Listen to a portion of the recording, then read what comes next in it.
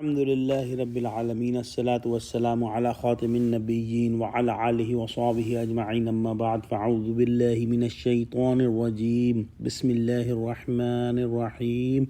Qala Allah ta'ala fi Surah Al-Anaam, Inna Allah faliqul habbi wan-nawa, yukhrijul hayya minal mayyiti wa mukhrijul mayyiti minal hayy, ذلكم الله فأنا تؤفكون.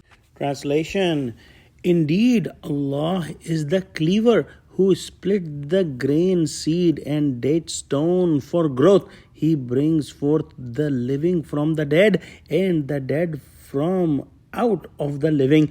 That is Allah. So how then you are prevented or turn away from truth?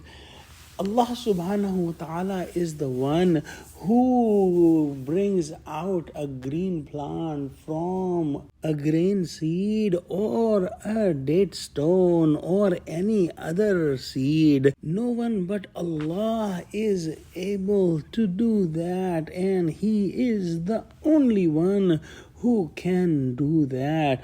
Also, He brings forth the living from the dead and the dead from out of the living. And the scholars have given the example of chicken and egg about this, that the chicken is living and egg is dead that comes out of the chicken, and the egg which is dead brings out a living chick. And these things can only be done by Allah subhanahu wa ta'ala. No one even can claim that He is doing these things. And the biggest of the biggest criminals who said that they were God, like Pharaoh, they even did not claim that they were doing these things. These things are only done by Allah subhanahu wa ta'ala. And if we ponder on these things, we will get the ma'arifat of Allah subhanahu wa ta'ala. But if someone remains arrogant and keep insisting on falsehood and does not accept the truth, he will not see these signs.